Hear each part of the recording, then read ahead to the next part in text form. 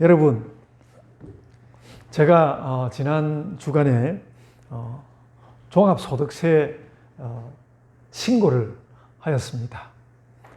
종합소득세 신고를 생전 별로 이렇게 소득을 많이 얻어본 적이 없어서 종합소득세 신고 그런 거 별로 해본 적이 없는데 한번 해보면서 이것저것 걸리는 것도 많고 그래가지고 겨우겨우 하면서 거의 한나절을 다 보내어서 겨우 이제 세금 신고를 하였습니다.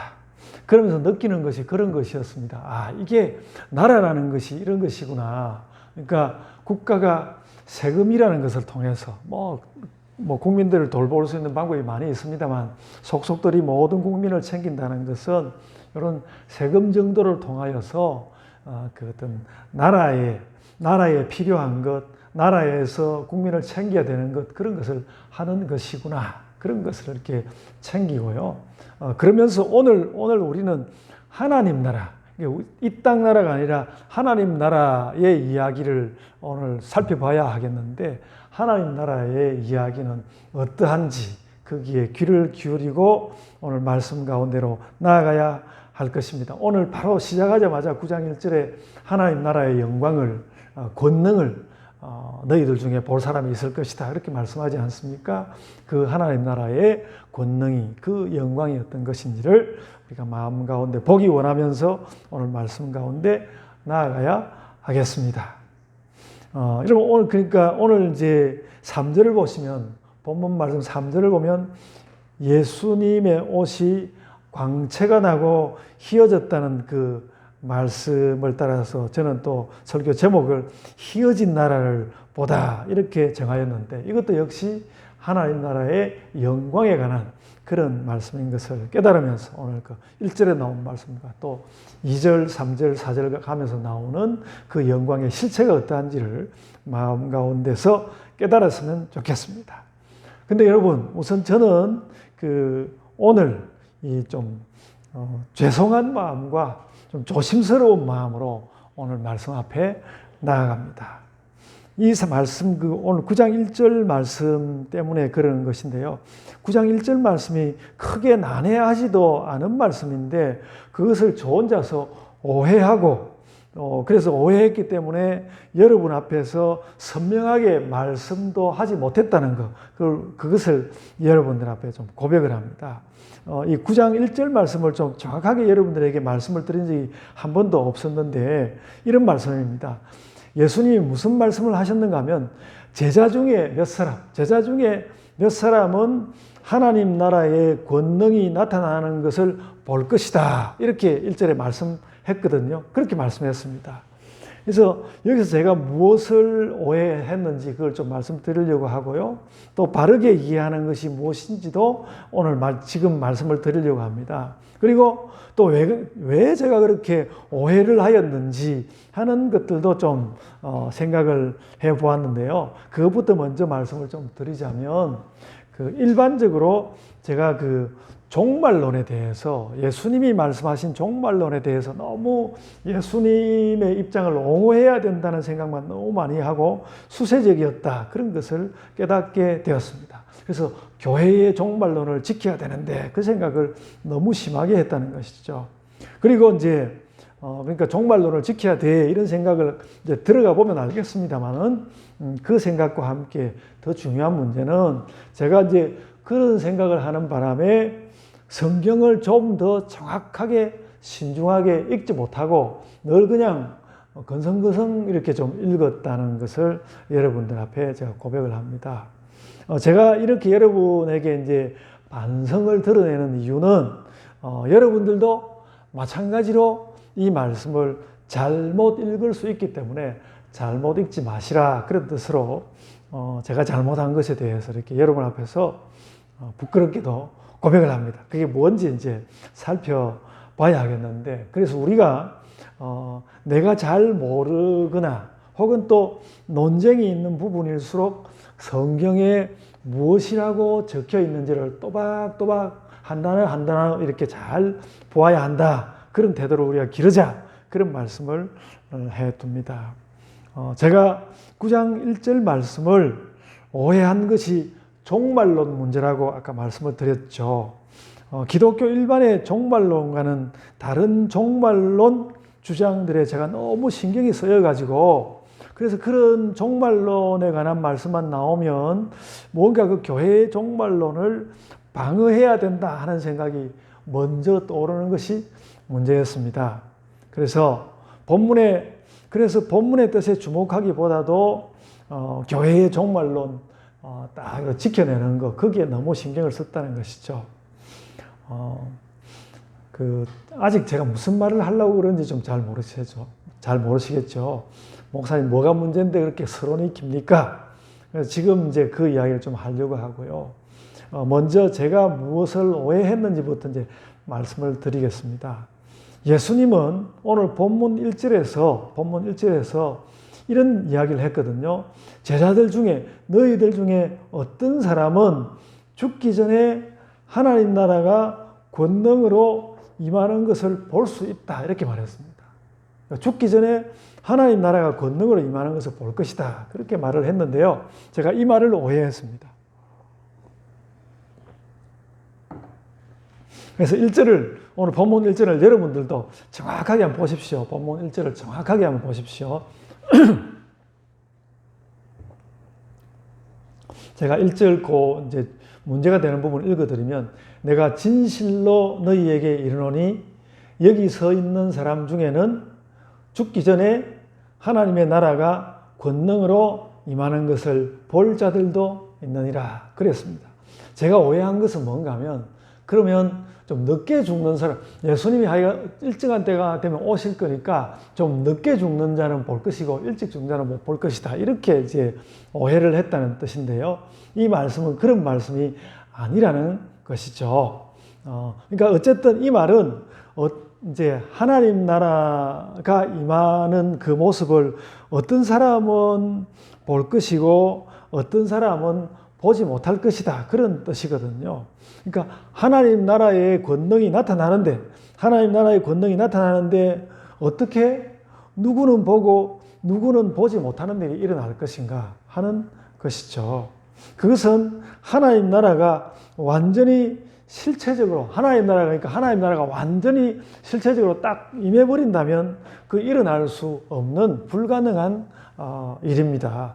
천국이 막 온 세계에 온 우주에 전체적으로 와버린다면 한 사람도 빠짐없이 다 볼 것입니다.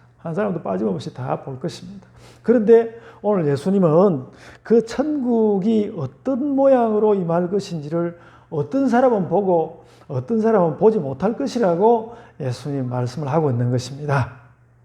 그러니까 여기서 하나님 나라 권능을 본다는 것은 종말이 임하여서 보는 것을 말하는 것이 아니라 종말이 임하면 어떻게 되는 것인지 예수께서 어떤 상징적인 방법으로 보여줄 것인데, 그러니까 종말이 임할 때 어떤 식으로 종말이 임하는 것인지 예수께서 보여주실 것인데 그때에 어떤 사람은 보고 어떤 사람은 보지 못할 것이다. 예수께서 종말이 임하는 것을 상징적으로 보여줄 텐데 예수께서 보여주는 그 자리에 있는 사람은 보고 그 자리에 없는 사람은 보지 못한다는 그런 말로 이 말씀을 하셨다는 것이죠.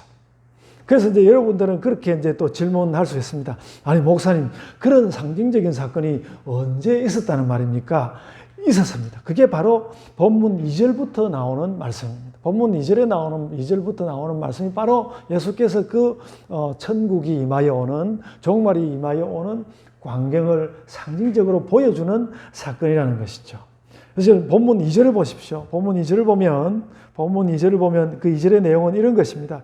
예수께서 베드로와 야고보와 요한 세 제자를 데리고 따로 높은 산에 올라갔습니다. 그래서 우리는 이 산을 변화산이라고 부르고요. 어떤 사람은 그래서 뭐 이렇게 지리적으로 찾아가지고 저 약간 북쪽에 있는 뭐 다볼산이다 혹은 또 다른 산이다 이렇게 말하는데 여하간 그 산을 변화산이라 부르고요. 거기서 예수님이 변형되었다고 1절 말에 보면 예수님이 변형되었다고 말씀하고 있습니다. 그럼 예수님이 어떻게 변형되었나? 3절을 보십시오. 3절을 보시면 어떻게 변형되었는지 그 말이 나오죠. 그 옷이, 그러니까 어떻게 변화했는가 하면 그 옷이 광채가 나고 예수님이 빨래하는 사람이 아무리 그 하얗게 빨래를 해도 할 수 없을 만큼 아주 휘어졌다는 것입니다. 그 말은 광채가 말할 수 없이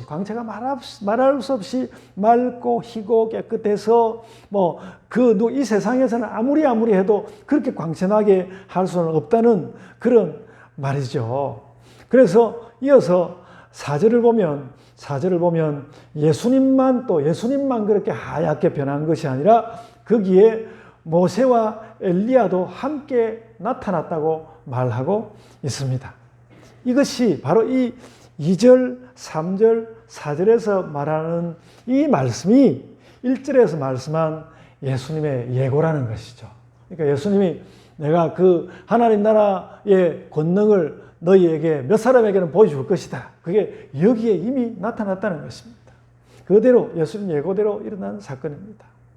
그래서 1절에서 여기 서 있는 사람 중에는 그랬는데 그 서 있는 사람 중에 본 사람이 누군가 하면 오늘 2절에 나온 대로 베드로와 야고보와 요한이라는 것이죠. 그리고 그들이 본 광채와 휘어진 예수님과 모세와 엘리야는 하나님 나라의 권능처럼 임한 것이란 말이죠. 물론 이것은 이제 하나님 나라 전체가 아니고 그 하나님 나라의 일부이거나 상징적인 것이죠. 이렇게 하나님 나라가 임할 때는 이렇게 임할 것이다. 그 세 명의 제자들에게 보여주신 것입니다. 그래서 어떤 제자는 보고 어떤 제자는 보지 못하고 그렇게 된 것이죠. 그리고 이제 이 본문에 다 기록되지 못한 이 신비적 사건의 분위기도 하나님 나라가 나타나는 모습입니다. 아마도 우리는 알 수 없지만 베드로와 야고보와 요한은 예수님의 그 변형된 모습을 이렇게 보면서 천국이 임할 때 이렇게 임하는 것이구나. 그렇게 그 분위기 가운데서 깨달았을 것입니다. 그러니까 제가 성경을 잘못 읽었다고 말씀하는 것은 이 1절 말씀과 2절로부터 4절에 있는 이 말씀이 연결되어 있는데 그 연결을 바로 같이 붙어 있는데 그것을 깨닫지 못하고 자꾸 이제 종말이 와야만 볼 텐데 이게 어떻게 된 것일까 자꾸 그런 생각을 했다는 것이죠. 그런데 그게 이제 제가 성경을 잘못 읽은 탓이긴 하지만 제가 왜 자꾸 그렇게 성경을 제대로 읽지 못하였을까 이런 생각을 좀 해봐야 되지 않겠습니까? 예수님은 하나님 나라가 이것이 왜 그런가 하면요. 예수님은 하나님 나라가 예수님 가시고 금방 임할 거라는 말씀을 했다고 주장하는 사람들이 있었습니다. 그러니까 예수님 가시면 곧장 예수님이 그렇게 생각을 했다는 거예요. 내가 부활 승천했다가 금방 되돌아올 것이다. 예수님이 그런 생각을 했다는 거예요.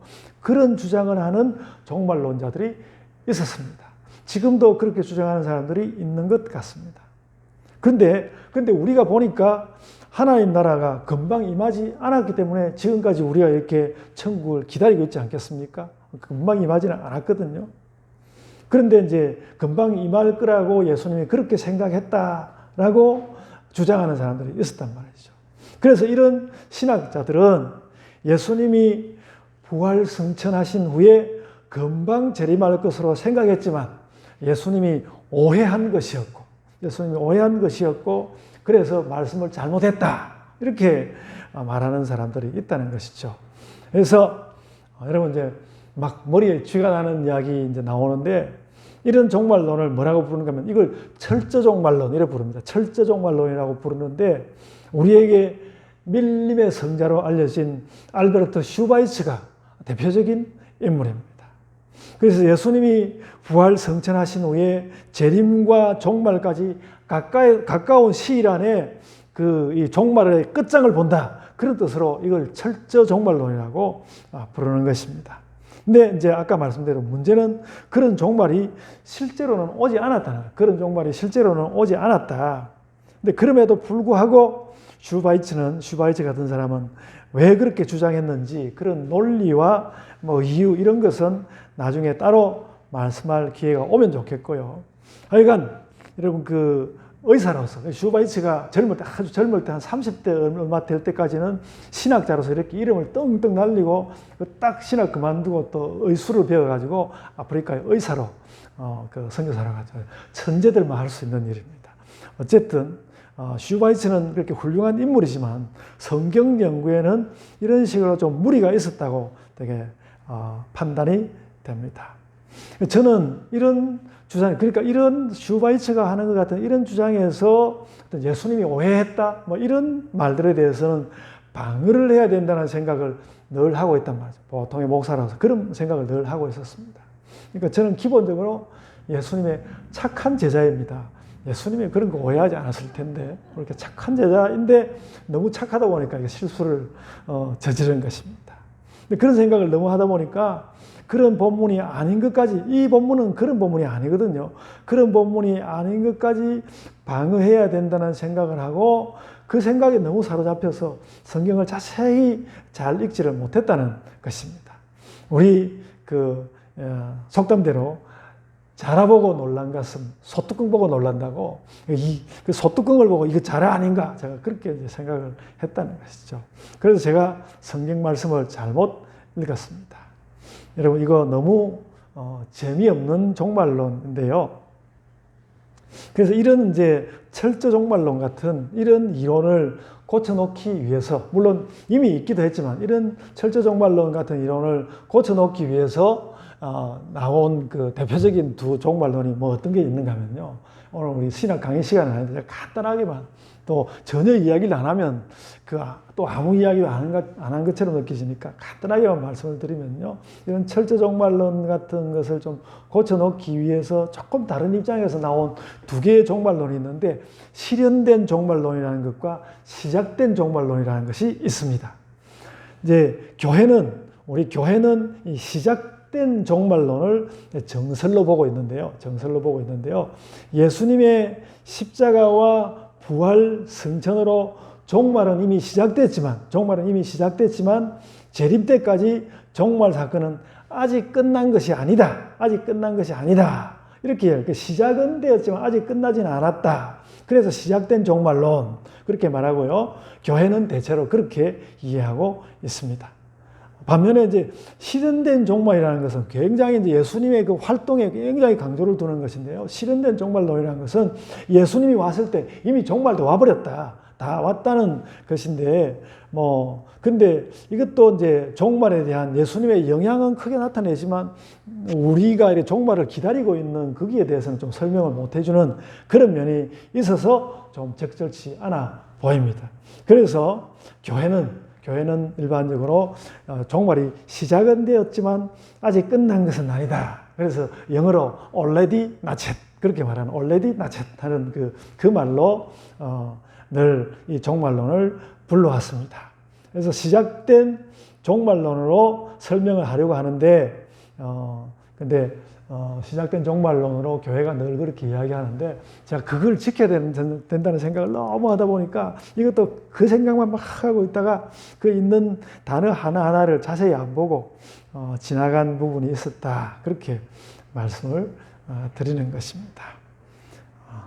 목사님은 무슨 이야기를 하는 거지? 좀 그런 어리둥절한 분도 좀 있는 것 같습니다만, 제가 이 세상에서 어떤 목사님이 할 수 있는 것보다 잘 설명한 것 같습니다. 다음에 또 기회가 오면, 이런 이제 나중에 우리 성경 공부할 기회가 있으면 이런 이야기도 할 수 있을 것 같습니다. 그래서 어쨌든 제 오해를 출발점으로 해서 오늘 여러분 약간은 종말론 공부를 했다 이렇게 생각하시면 되겠습니다. 근데 예수님은 여기서 왜 이렇게 오해할 수도 있는 말씀을 했을까? 제 아들에게 내가 하나님 나라의 권능을 너희에게 보여줄 것이다. 이렇게 이야기하니까 저도 천국이 막 임할 건가 보다. 이렇게 제가 오해를 했잖아요. 제자들도 그런 오해를 했을 것 같습니다. 그런데 예수님은 이런 말씀을 왜 했을까? 근데 오늘 본문의 위치가, 오늘 이제 9장 1절이 나오는 그 마가복음에서 그 위치가 매우 중요합니다. 대단히 중요한 자리입니다. 지금 이 9장 1절 말씀은요, 사실은 이제 내용적으로는 9장 그 뒤쪽에 나오는 것보다는 앞부분에 있는 8장과 연결되어 있는 말씀입니다. 8장과 연결되어 있습니다. 그래서 8장 27절로부터 시작해서 8장 38절까지 와서 8장 38절을 거쳐서 9장 1절로 이렇게 가는데요. 그런 이제 9장 1절까지 이르는 요 단락은 매우 중요한 시기입니다. 이 시기가 어떤 시기인가 하면 예수께서 갈릴리에서 주로 불쌍한 사람, 약한 사람들을 돌보고 그들에게서 이제 병을 고쳐주고 귀신을 쫓아내고 또 말씀 전하시면서 주로 약자를 많이 돌봐주시는 사역을 하던 그 갈릴리 사역을 끝내고 예수님이 지금 뭘 하시려고 하는 건 예루살렘으로 가려고 하는 것입니다.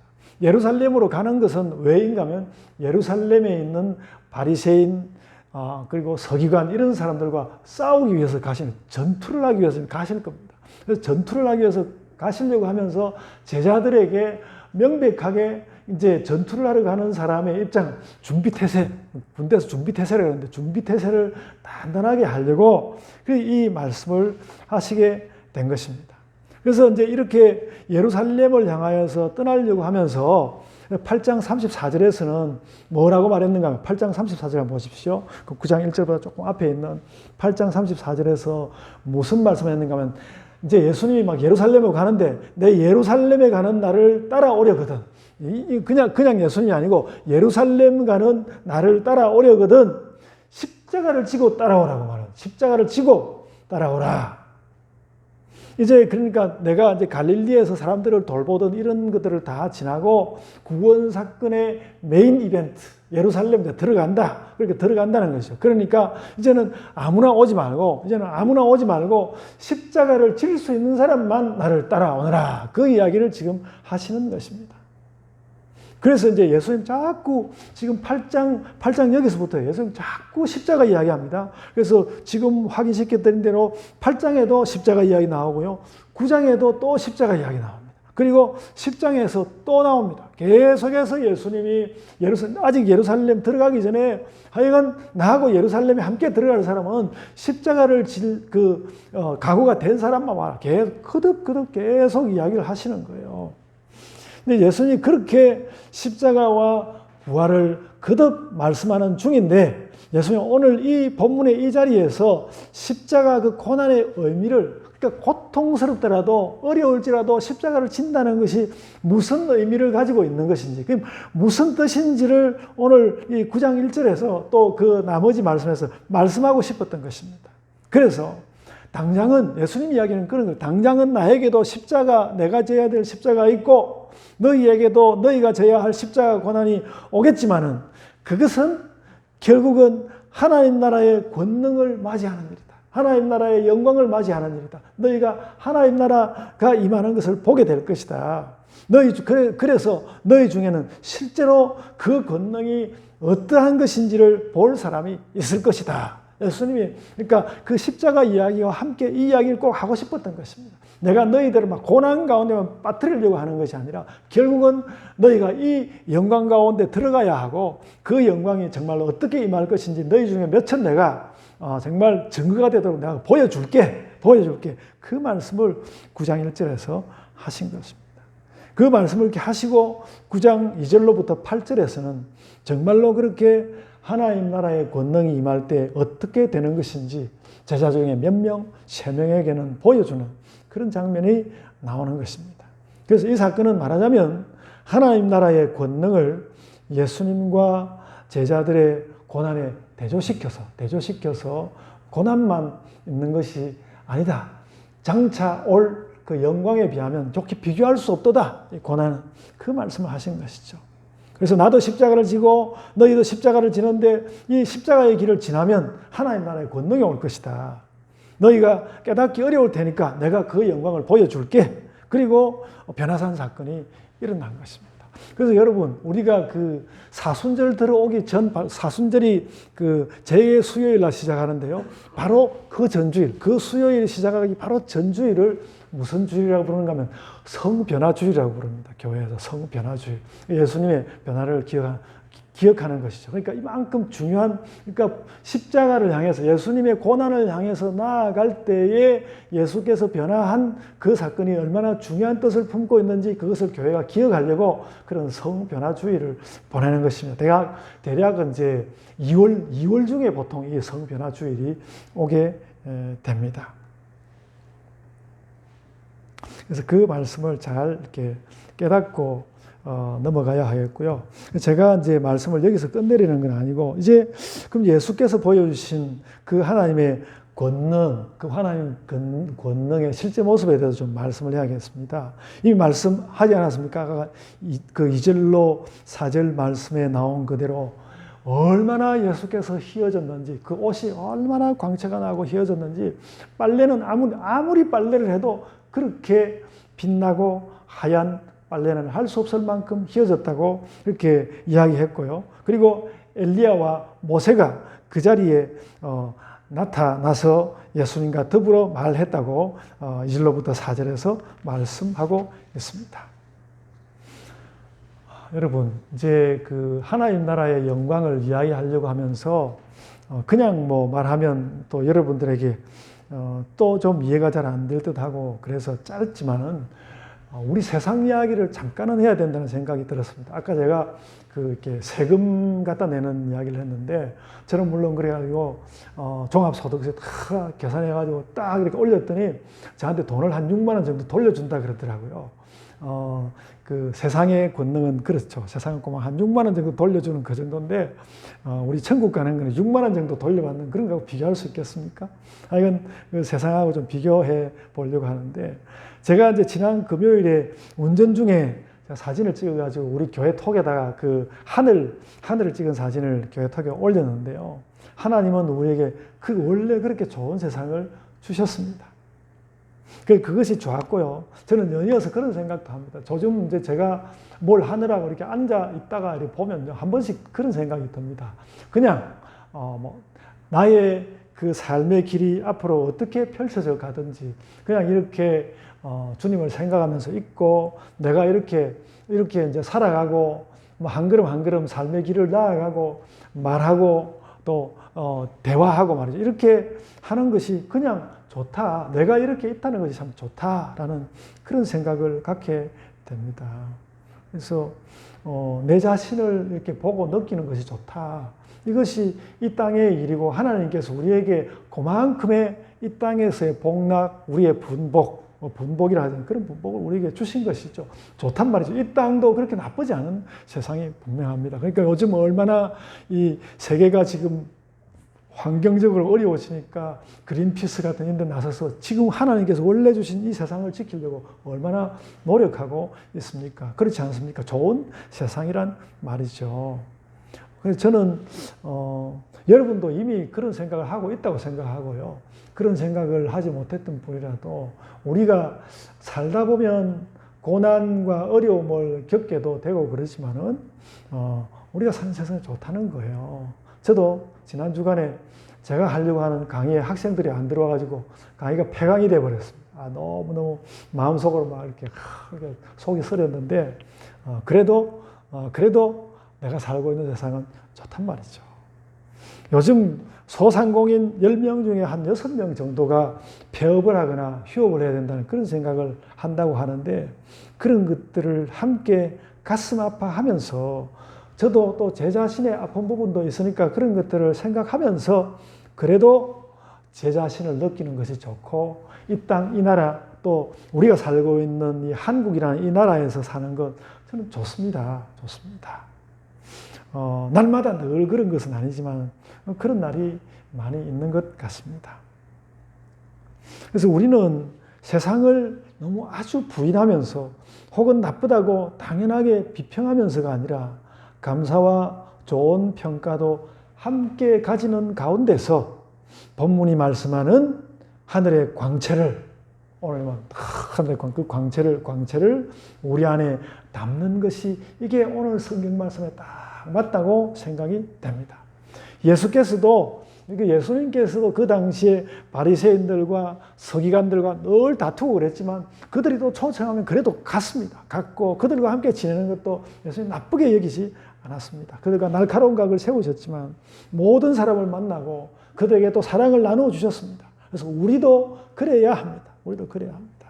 그렇게 이 땅에 사는 것은 우리가 책임을 다하기도 하고 또 사랑하기도 하고 또 기쁨으로 받아들이면서 그렇게 사는 것. 그래서 이 땅이 그렇게 나쁜 것은 아니지만 그래도 하나님은 우리에게 땅의 세계와는 비교할 수 없는 하나님 나라의 권능을 주시는데 그것은 오늘 그 본문에서 보는 그대로 그것은 광채로 빛나고 우리를 희어지게 할 것이다.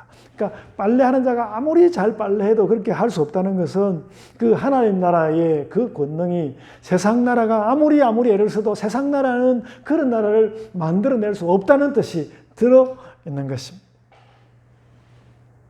그래서 우리는 그 나라, 그 천국, 그 하나님 나라로 가고 싶을 뿐만 아니라 그곳에 가고 싶을 뿐만 아니라 그 나라를 그리워하면서 그 나라를 막 보고 싶어 하면서 어느 사이에 그 나라를 자꾸 보고 싶어 하니까 예수께서 세 명의 제자에게 보여준 것 같은 그런 광채가 뭔가 우리도 그 보고 싶어 하니까 그런 광채가 우리에게 자꾸 끼쳐지고 우리에게 느껴지고 아주 우리가 경험한 것은 아니지만 우리들도 그런 광채를 어느 정도는 가질 수 있다는 것이죠. 그래서 우리가 그런 광채를 우리 안에 담아서 우리들도 그 광채를 우리 안에 담아서 우리가 가는 곳마다에서 우리가 그 광채를 뿌려서 우리 중에 우리 그리스도인들 누가 먼저인지 모르지만 너도 나도 최선의 사람이 되어서 그런 하늘의 광채를 뿌리고 다니는 하늘의 광채를 우리가 이렇게 뿌리고 다니는 그런 삶을 그래서 그 하늘의 광채가 나타나는 그런 세상, 그런 공동체, 그런 모임 이런 것들을 만들면서 살아가도록 오늘 본문은 우리에게 명하고 있다는 것이죠. 그리고 그것이 저는 그 교회가 이제 다른 뜻으로 말하기도 했지만은 저는 이런 것이 바로 그리스도인들이 이 땅을 살아가면서 만들어내야 할 지상천국이 아닌가. 지상천국, 종말이 와서 지상천국이 어떻게 되는지 그건 주님께 맡기고 오늘 우리가 살아가면서 우리가 만들 수 있는 지상의 천국은 그와 같은 오늘 본문에서 보이는 그런 광채와 그런 희어짐에 대한 소망을 우리가 가득히 해가지고 이 땅 가운데 잘 살아가다 보면 그런 우리가 만들 수 있는 우리의 지상 천국이 나타난다는 것이죠. 저는 요즘 그런 생각을 이렇게 했습니다. 이거 관련해서 우리가 좋은 생각을 하는 것은 참 좋은데 결국은 그런 좋은 생각을 가지고 그것을 좋은 사랑으로 만들어서요. 사랑은 뭔가 행동하려고 하잖아요. 좋은 사랑을 만들어서 그 사랑을 실행할 수 있는 것이 기독교인의 최선의 삶이 되겠구나. 제가 그거 깨닫습니다. 그러니까 막 복잡하게 생각하기보다도 기독교인의 최선의 삶은 그런 것이다. 좋은 생각하는데 생각으로 끝내지 않고 그 좋은 생각을 사랑으로 만들어서 그 실현하면서 살면 그게 최선의 삶이 되겠구나. 우리가 물론 그 외에 여러 가지 우리의 어려움이나 여러 가지 일을 만나기는 만나겠지만 여하간 최선의 삶은 그렇게 사랑을 이렇게 만들어가지고 실행하면서 살면 그게 최선이겠구나. 이런 생각을 하게 된다는 것이죠. 오늘 여러분들에게 제가 잘못한 그 고백을 이렇게 저 앞에 성경을 잘못 읽은 그 고백을 했는데, 오늘은 그 고백할 것이 많은데, 제가 이렇게 마음이 약하고 그래가지고요. 지금은 마음이 좀 꽤 담대한데, 젊은 날에 좀 사람이 좀 마음이 좀 담대하지를 못해가지고, 제가 이 나이가 되도록 아직 그 헌혈을 한 번도 못 해왔습니다. 그게 헐 마음에 걸려요. 내가 헌혈을 그래도 한 번은 해야 되는데, 이제는 나이가 들어가지고 아직도 헌혈을 받아줄지 모르겠는데, 여하간 아직도 그 헌혈을 할 수 있는지 한번 알아보긴 해야 됩니다. 해야 되는데, 헌혈을 한 번도 하지 못한 것이 늘 저에게 좀 부끄러운 일입니다. 우리가 헌혈을 한다는 것이 내가 그리스도인, 그 사람들은 그리스도인은 아닌데 신경을 안 쓰지만 내가 그리스도인으로서 세상 사람들을 사랑한다는 그런 마음으로 할 수 있는 일 가운데 근데 조그마한 일인데 그것을 아직도 하지 못했다는 것이 무척 부끄럽게 느껴집니다. 그래서 우리가 사랑을 알고 사랑이 좋다고 생각하고 또 사랑을 말하고 가르칠 뿐만 아니라 그러나 그보다도 더 좋은 것은 사랑을 정말 한 가닥씩 한 가닥씩 행하는 일, 이게 그리스도인들이 살아갈 일이고 그것이 하늘의 광채를 품은, 하늘의 그 희어지게 하는 권능을 품은 자의 삶이라는 것입니다. 그래서 하나님 나라의 광채가 사랑 이야기하는데 사랑뿐만은 아니겠지만 우리는 그렇게 사랑을 행하면서 살아야 하겠다. 그래서 우리가 하늘나라의 광채를 이렇게 실현하면서 사는 것은 그 첫걸음은 사랑이고, 사랑을 우리가 잘 해내면, 사랑을 잘 해낸다면 그 사랑 다음에 또 우리가 걸어가야 할 걸음은 무엇인지 하나하나 우리가 걸음을 걸어가면 저 멀리는 안 보였는데 좀 이렇게 길 비껴서 가는 것은 그 길 보이는 대로 가면 열려 보이지 않습니까? 그런 것처럼 우리가 사랑이라는 걸음을 걸어서 가면 구석져서 보이지 않던 자리가 또 열리고 또 안 보이던 자리가 또 열리고 이렇게 열어가는 것이니까 그렇게 살아가면 되겠다. 그렇게 살아가면 되겠다. 그렇게 하는 것이 우리가 이 땅 가운데서 지상의 천국을 만드는 일이다. 이렇게 깨닫게 된다는 것입니다. 그래서 여러분, 오늘 우리 본문에서 보이는 그 세 명의 베드로, 야고보, 요한, 그 세 명의 제자들이 본 그 광채를 우리가 정말로 느낄 수 있고 그 광채에 대해서 우리가 책임지려고 생각한다면 그 광채가 마침내 우리를 참 진정한 사람을 만들고요. 제가 그런 걸 느꼈습니다. 내가 젊을 때는 왜 이런 걸 젊을 때도 깨닫기는 깨달았던 것 같은데, 야간 그 광채가 우리를 진정한 사람으로 만들고 또 진정한 신자도 만들고, 그래가지고 내 주변에 하나님 나라의 권능이 있는 그런 나라의 모습을 나타낼 수 있다는 것입니다. 예수님이 그 제자들에게 그 권능이 나타난 나라를 상징적으로 보여주었지만 우리는 예수님이 보여준 그런 모습은 아닐지라도 예수님이 보여준 그런 모습과 거의 그런 상징적인 모습, 그런 신비적인 모습과 비슷한 모습을, 그러니까 우리가 어떤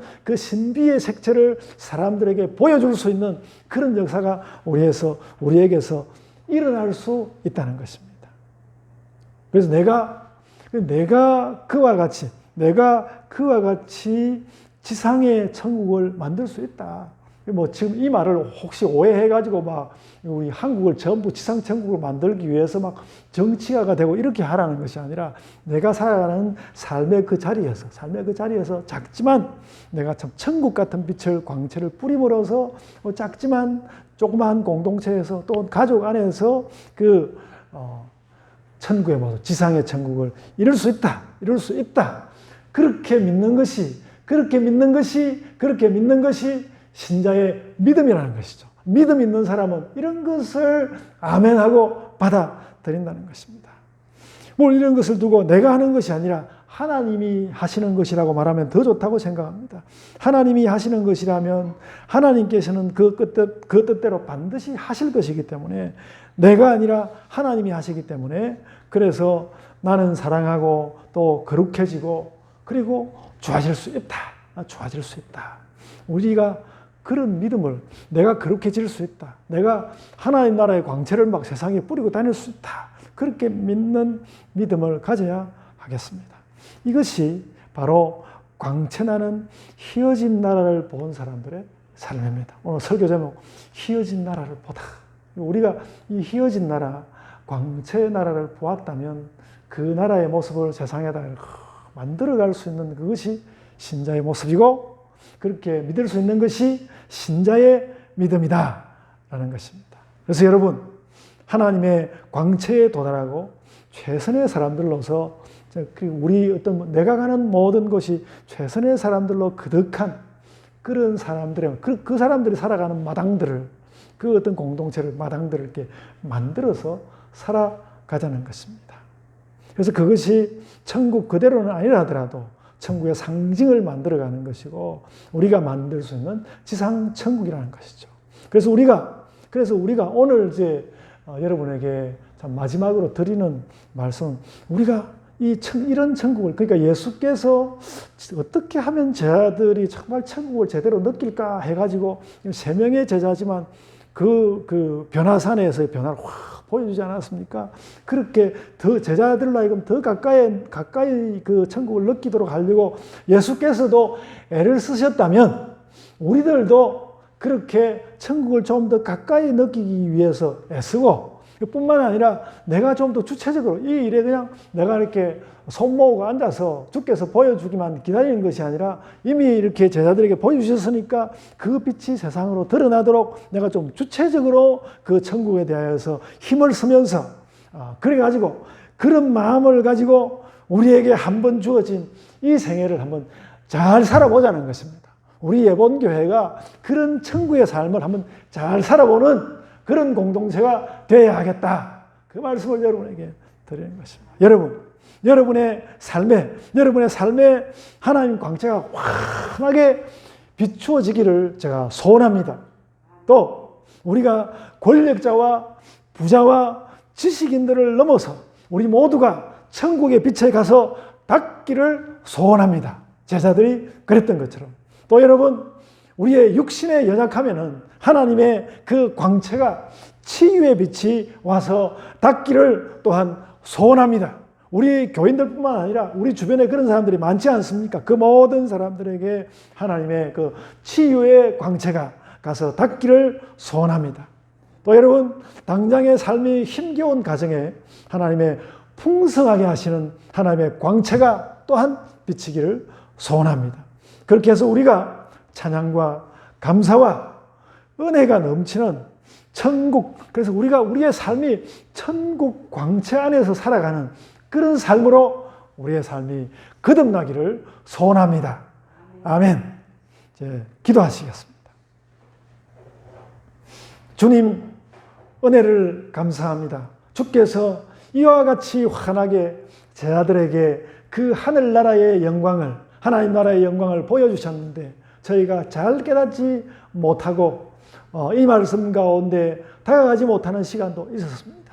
그러나 주님, 오늘 베드로, 야고보, 요한 세 제자가 그 하나님 나라의 권능을 본 것처럼 저희들도 그 권능을 사모하고 나아가서 우리도 마음 가운데 그 천국의 광채를 담고 세상 가운데 나아가서 이 천국의 광채를 뿌리고 다닐 수 있는 그런 역사를 허락하여 주옵소서. 우리 예본교회가 그 일을 해낼 수 있는 교회로 서게 하여 주시옵기를 원하옵고 원하옵나이다. 주님, 우리가 무엇을 위하여서 애쓰고 무엇을 위하여서 참 어려운 살림 가운데서 헌금을 하며 무엇을 위하여서 내가 시간을 내어서 이렇게 주님 앞에 나오며 또 주의 말씀 가운데 나아가며 애쓰고 이렇게 하는 것입니까? 주님이시여, 우리가 이 천국의 광채 안에서 살아가고 이 천국의 광채를 세상 가운데 전함으로 세상 가운데 무엇인가 위로를 줄 수 있고 세상 가운데 하나님의 뜻을 전할 수 있는 그런 귀한 교회가 되게 하여 주옵소서. 또한 이렇게 걸어가는 와중에 우리에게 때로는 십자가 같은 일이 생길지라도 그런 일들도 감당하며 예수 그리스도의 십자가와 함께 그 예수 그리스도의 십자가를 묵상하는 가운데 이런 일들도 감당하며 더욱더 힘차게 우리의 삶을 어찌하든지 우리의 삶이 오늘 힘겹든지 아니면 능력이 넘치든지 간에 어쨌든 아버지 하나님의 광채가 우리에게 나와 있는 그런 삶을 살게 하여 주옵소서. 저희가 그렇게 살아갈 때에 아버지 하나님께서 저희를 보시면서 그것을 크게 영광으로 삼아 주옵소서. 감사하옵고 예수님 이름으로 기도드리옵나이다. 아멘.